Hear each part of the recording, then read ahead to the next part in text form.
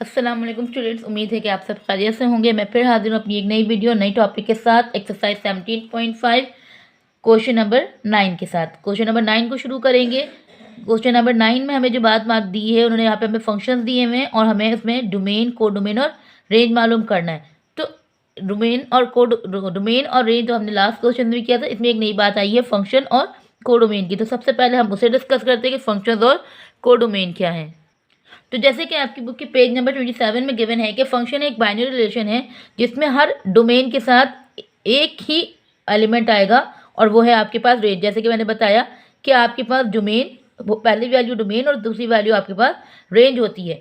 अगर आप इसमें एक बात नोटिस करें कि उन्होंने दिया है 1 3 2 4 3 5 4 6 इज अ फंक्शन, और जबकि 1 5 2 6 2 7 3 5 इज नॉट अ फंक्शन। क्यों? क्योंकि एलिमेंट 2 यानी कि आपका जो डोमेन है is associated more than one element of range. Range के साथ 2 दफ़ा आ गया, ठीक है, 2 दफ़ा लिंक कर रहा है वो रेंज के साथ।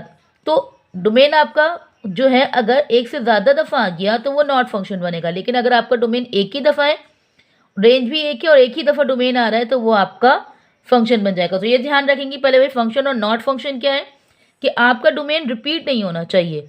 अगर आपका डोमेन एक से ज़्यादा दफ़ा रिपीट हो गया तो वो आपका नॉट फंक्शन बन जाएगा, ठीक है। अगला दिया हुआ है function from set A to B. Okay जी, अब बात जब हो रही थी ए टू बी के फंक्शन की, तो ये कहने कि ए और बी आपके पास दो नॉन एम्प्टी सेट्स होंगे जो वो रिलेशन बनाएंगे फ्रॉम ए टू बी, ठीक है। ए और बी जब रिलेशन बना रहे हैं तो भाई वो बन रहा है रिलेशन ए टू बी। तो रिलेशन को जो हम कहेंगे relation is called a function from A to B, यानी कि जो हमने रिलेशन बनाए is called a function from A to B, ठीक है। तो हमारा फंक्शन बनेगा फ्रॉम ए टू बी। लेकिन कब? इफ अगर domain of relation equals to A, यानी कि आर के जो डोमेन, ये रिलेशन ऑफ डोमेन हमने जो बनाए हैं, यानी कि डोमेन के जितने एलिमेंट्स रिलेशन बन रहे हैं वो इक्वल्स टू ए होने चाहिए। यानी कि अगर हमारे पास रेंज में डोमेन में 4 एलिमेंट्स हैं तो हमारे पास 4 ही रिलेशन बनने चाहिए। अगर ए मेरे पास 4 एलिमेंट्स हैं तो मेरे रिलेशन भी उसके 4 ही बनेंगे। हर एलिमेंट ऑफ ए एसोसिएट करेगा यूनिक एलिमेंट ऑफ बी, यानी कि हर डोमेन के साथ एक नया एलिमेंट ऑफ रेंज होना चाहिए, ठीक है। इफ अ फंक्शन, अच्छा यहाँ पर ए टू बी को आप इस फॉर्म में लिखते हैं फंक्शन ए टू बी, ठीक है। और उसके अंदर जो है आप इसे कोई भी Greek alphabets F G H English alphabet से भी डिनोट कर सकते हैं और ग्रीक लेटर अल्फ़ा बीटा और गामा से भी कर सकते हैं। इसकी कुछ एग्जाम्पल्स भी गिवन है, उनको भी एक्सप्लेन करती हूँ ताकि आपको और आसानी से समझ में आ जाए। जैसे यहाँ पे दिया हुआ है let A equals to 1 2 3 4 and B equals to 2 3 4 5, identify which of the following is a function from A to B.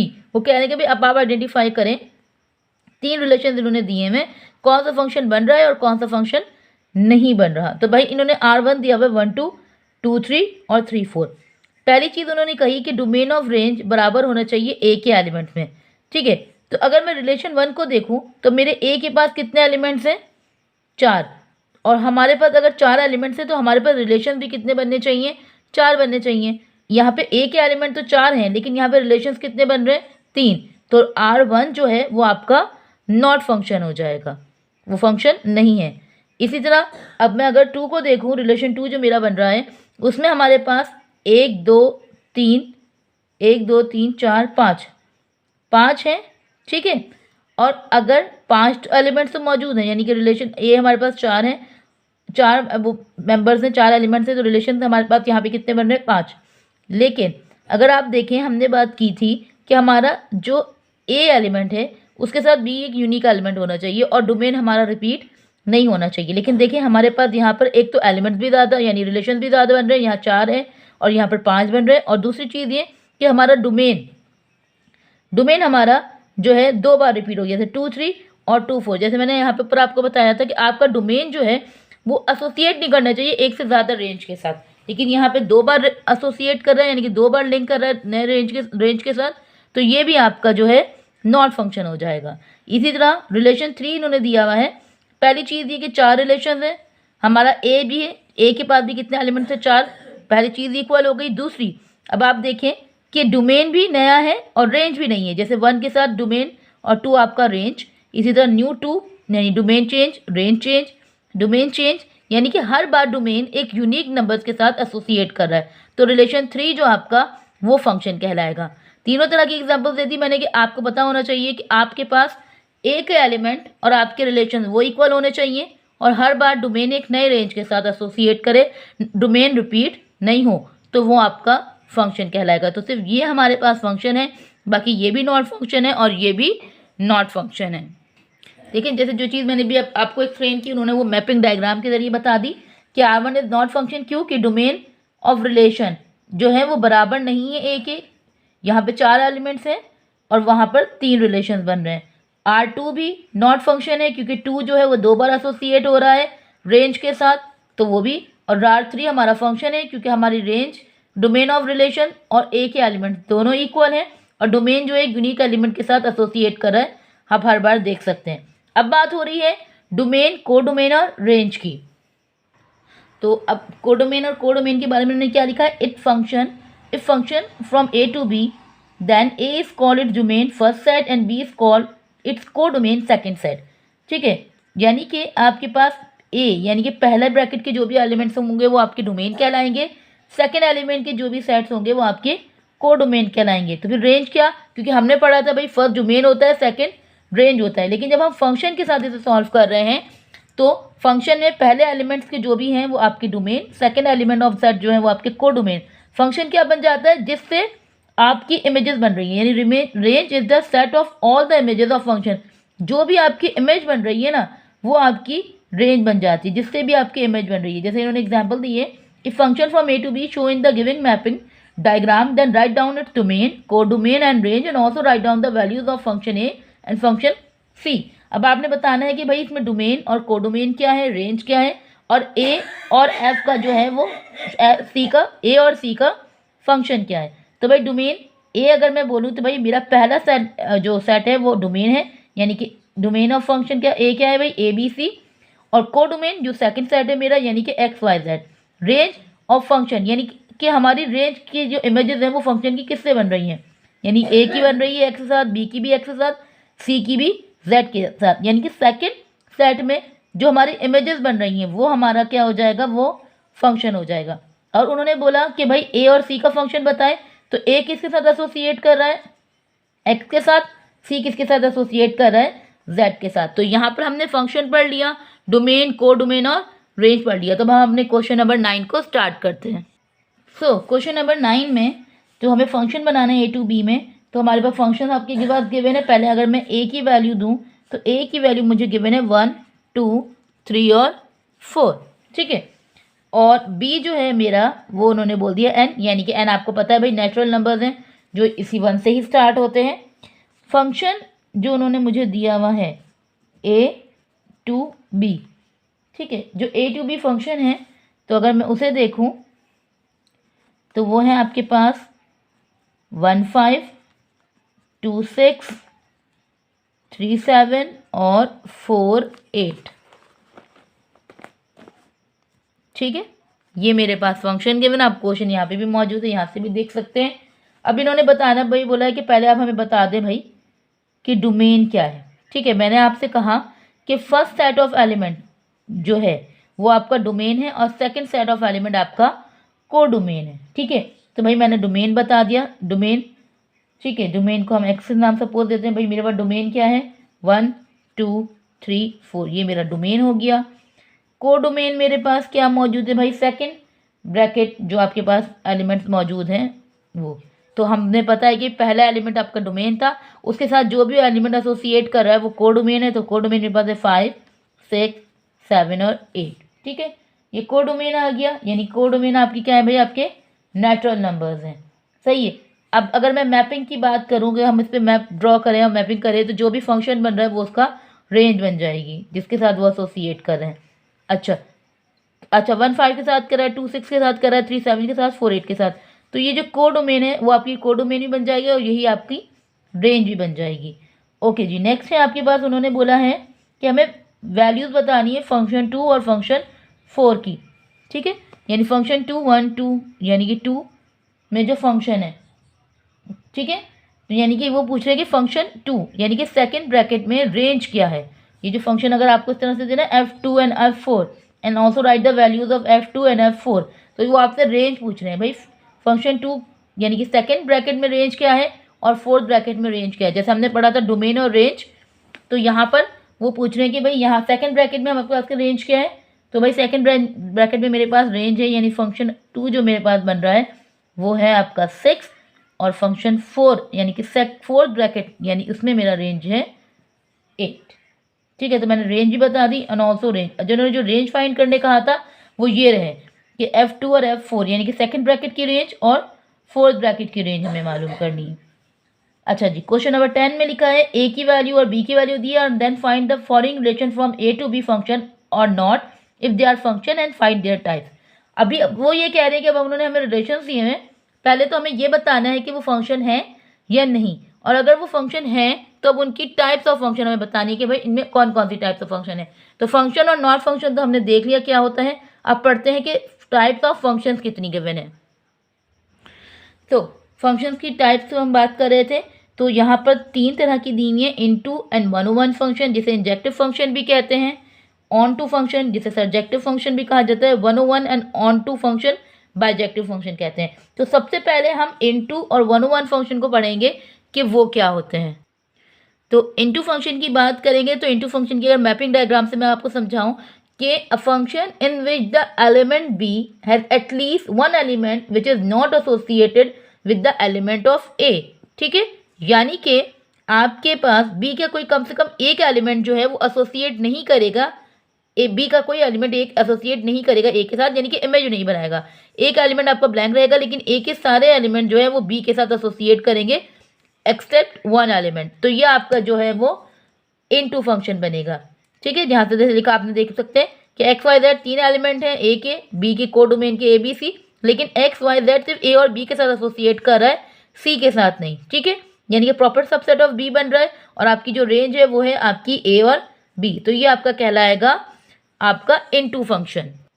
Okay ji, 101 function क्या है कि भाई इसमें सबसे आसान कि इसमें एक डोमेन जो है कोडोमेन के हर एक एलिमेंट से, यानी कि पहला पहले से, दूसरा दूसरे से और तीसरा तीसरे से, यानी कि एलिमेंट ए डिस्टिंक्ट इमेज बनाएगा if distinct elements of A have distinct image in B.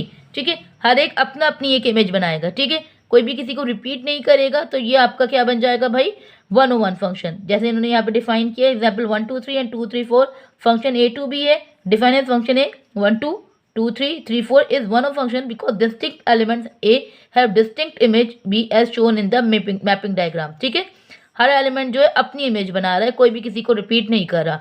तो ये आपका बन जाएगा 101 फंक्शन। लेकिन उसके बाद इनटू एंड 101 फंक्शन की बात जो करें जिसे हम इंजेक्टिव फंक्शन, लेकिन अगर ये दोनों मिल जाते हैं, ठीक है, a function which is into as well as 101 is called injective function. जिसमें इनटू की भी बात हो, इनटू क्या था कि बी का एटलीस्ट कोई एक एलिमेंट रिमेन रहेगा, और 101 क्या था कि सामने इमेजेस बनाते रहेंगे, यानी कि अगर यहाँ के 3 एलिमेंट थे तो यहाँ के तीन एलिमेंट से वो मिलेगा। तो ये आपके 101 फंक्शन है। अगर आप ये देखें बी के एलिमेंट है 2 3 4 5, function A to B define as function बना रहा है 1 2 2 3 3 4 इज एन इंजेक्टिव फंक्शन। कैसे, एक तो 101 है कि हर एक एलिमेंट दूसरे एलिमेंट से मिल रहा है, और बी में एटलीस्ट कोई एक एलिमेंट जो है वो खाली है, वो किसी के साथ इमेज नहीं बना रहा। इसी तरह आप यहाँ पर भी देख सकते हैं, यहाँ के 3 एलिमेंट हैं, 3 एलिमेंट यहाँ के 3 एलिमेंट से मिलकर फंक्शन बना रहे हैं, कोई एक एलिमेंट यहाँ पर रिमेन है वो फंक्शन नहीं बना रहा। तो ये आपका इनटू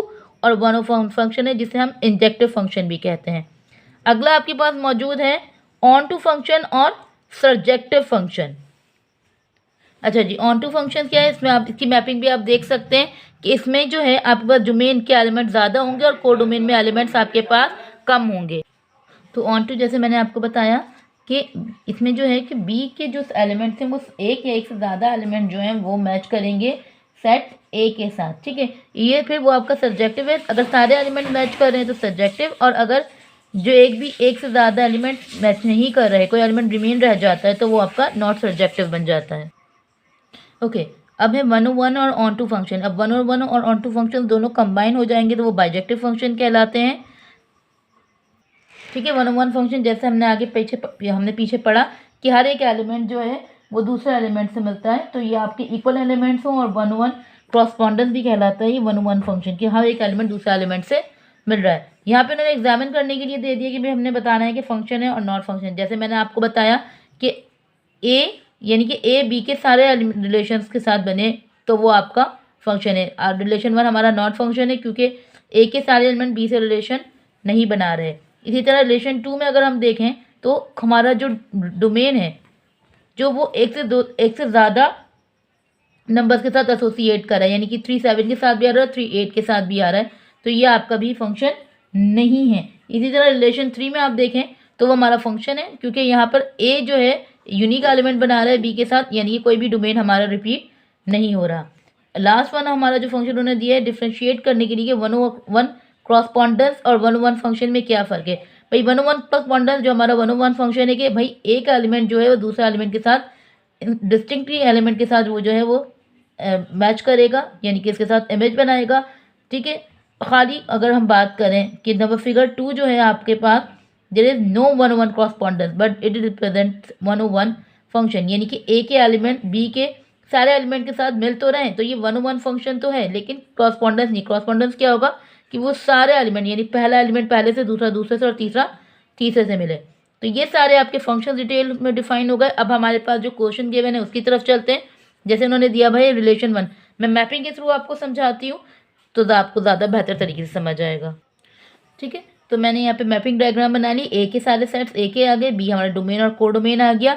रिलेशन 1 उन्होंने दिया हुआ है 0 2, यानी पहले 0 2 के साथ है, 1 4 के साथ, 2 6 के साथ और 3 8 के साथ रिलेशन बना रहा है। तो अगर हम देखेंगे हमने बात की थी कि कोई भी एलिमेंट जो है रिमेन नहीं रहना चाहिए, अगर कोई रिमेन रहता है तो वो फंक्शन नहीं कहलाएगा। तो पहला जो आपका हो जाएगा वो हो जाएगा नॉट फंक्शन, क्योंकि हमारे पास इमेजेस 4 और 10 की नहीं बन रही, तो इसलिए ये आपका नॉट फंक्शन हो जाएगा। ओके जी, अब हम 2 की जब बात करें तो हम वापस से ए और बी की जो मैंने सेट बनाया, फंक्शन देखें तो 0 10 के साथ फंक्शन बना रहा है, 1 8 के साथ, 2 6 के साथ, 2 ही 4 के साथ, 3 4 के साथ, 4 2 के साथ। ठीक है, तो यहाँ पर जो है अगर आप देखें तो हर एक एलिमेंट जो है दूसरे एलिमेंट के साथ फंक्शन मेक कर रहा है, लेकिन मैंने आपसे कहा था कि अगर एक से ज़्यादा डोमेन को डोमेन के साथ रिलेट करेंगे तो वो आपका जो है वो नॉट फंक्शन बन जाएगा। ठीक है, क्योंकि हमारे पास 2 जो है 2 दफ़ा को डोमेन के साथ एसोसिएट कर रहा है, तो ये आपका नॉट फंक्शन है। लेकिन अगर हम टाइप की बात करें तो हमारे पास कोई टाइप भी नहीं बन रही जब ये नॉट फंक्शन हो गया। ठीक है, उसके बाद 3 हमारे पास गिवन है। ओके जी, 3 में हमारे पास जो रिलेशन बने थे वो 0 2 के साथ, 1 4 के साथ, 2 6 के साथ, 3 8 के साथ और 4 भी 8 के साथ। एक तो ये फंक्शंस बन रहे हैं क्योंकि हमारा कोई भी डोमेन जो है रिपीट नहीं हो रहा, तो ये फंक्शन है। यहाँ पे हम लिख देंगे कि ये फंक्शन है। लेकिन फंक्शन ऑफ टाइप, अब जैसे अगर मैं बात करूँ, मैंने कहा था कि वो बी का एलिमेंट जिसमें से एटलीस्ट कोई एक एलिमेंट ए के साथ एसोसिएट ना करे, तो ये कौन सा फंक्शन आपका बन गया भाई, ये आपका बन गया N2 फंक्शन। ओके जी, रिलेशन 4 में आप देखें तो रिलेशन बन रहा है 0 का 2 के साथ, 1 का 2 के साथ, 2 का 2 के साथ, 3 का 2 के साथ और 4 का 8 के साथ। ठीक है, तो अगर हमने देखा कि जो है हमारे पास 0 1 2 के साथ, 1 भी 2 के साथ, 2 भी 2 के साथ, 3 भी 2 के साथ और 4 जो है हमारे पास 8 के साथ बन रहा है। तो हमने देखा कि भाई फंक्शन के लिए हर एक एलिमेंट का जो है, यहाँ पर जो एक एलिमेंट है तो हमारे जो डोमेन है सारे यूनिक डोमेन है, यानी कोई भी डोमेन रिपीट नहीं हो रहा, तो ये तो हमारा एक तो फंक्शन बन रहा है। और फिर मैंने जैसे भी आपको पहले बताया कि अगर बी में कोई एक भी या एक से ज़्यादा एलिमेंट इमेज नहीं बनाता तो वो आपका कौन सा फंक्शन बन जाता है भाई, वो आपका N2 फंक्शन बन जाता है।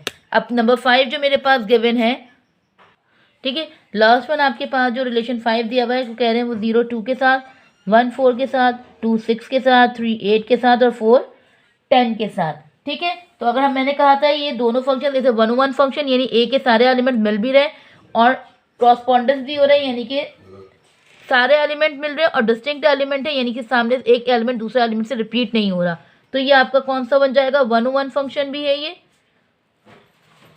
और ये आपका N2 फंक्शन भी है।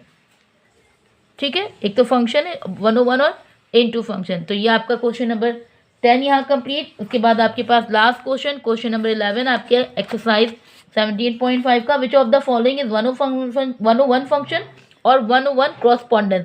या तो कोई 101 बन रहा है या 101 क्रॉसपॉन्डेंस बन रहा है, और नाइदर ऑफ द, या फिर इसमें से कोई भी नहीं बन रही। ये 3 आपको दिए हुए इन्होंने क्वेश्चन नंबर 11 में, हमें इसमें बताना है कौन सा 101 है, कौन सा 101 क्रॉसपॉन्डेंस है और उसमें से कोई एक भी उसमें नहीं है। तो क्वेश्चन नंबर 11 देखते हैं आपके का।